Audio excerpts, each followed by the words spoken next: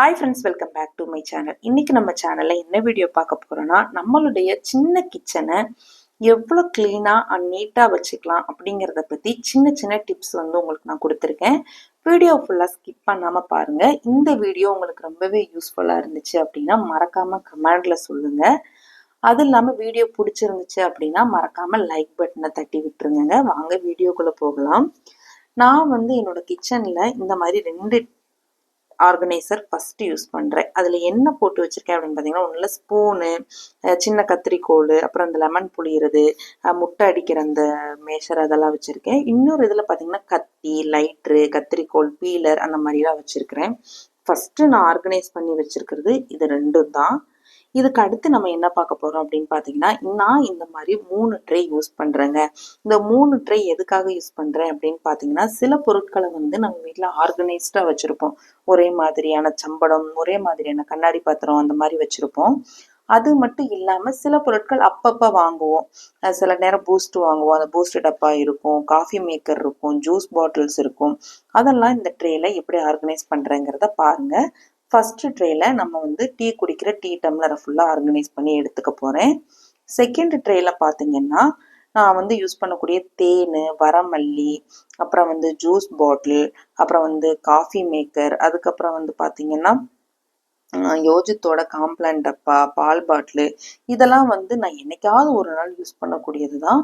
அதை இந்த மாதிரி செகண்ட் ட்ரேல நான் ஆர்கனைஸ் பண்ணிக்கிறேன். 3வது ட்ரேல நான் என்ன யூஸ் பண்ண போகிறேன் அப்படின்னு பார்த்தீங்கன்னா, நம்ம வீட்டில் யூஸ் பண்ணக்கூடிய மிக்சி ஜாரெல்லாம் இதில் வச்சுக்குவேன். டக்குன்னு சட்னி அரைக்கணுமா, டக்கு டக்குன்னு எடுத்துக்கலாம். பாத்திர கூடையிலலாம் போட்டால் தேடிட்டு இருக்கணும். இந்த 3 ட்ரேவையும் நான் எப்படி ஆர்கனைஸ் பண்ணியிருக்கேங்கிறத இப்போ காட்டுறேன்.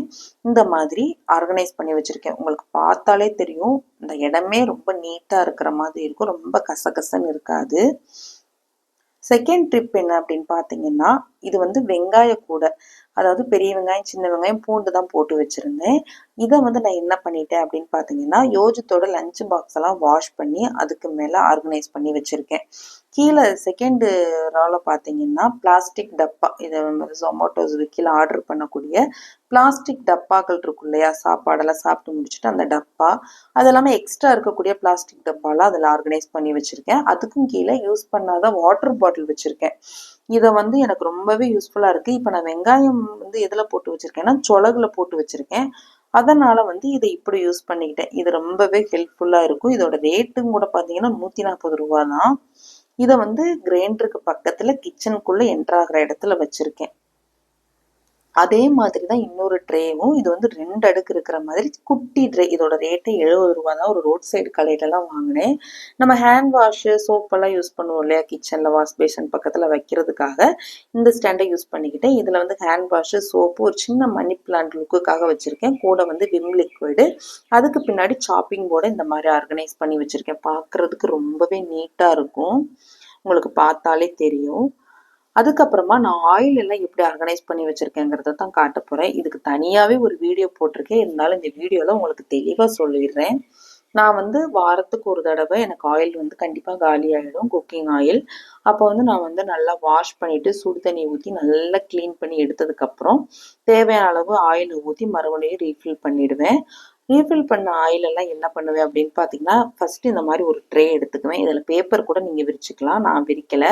ஃபஸ்ட்டு குக்கிங் ஆயில், 2வது கோகோனட் ஆயில், அதுக்கப்புறம் கத்தி இதெல்லாம் போட்டு வச்சுருந்தோம் இல்லையா அந்த ஆர்கனைஸ்டர்.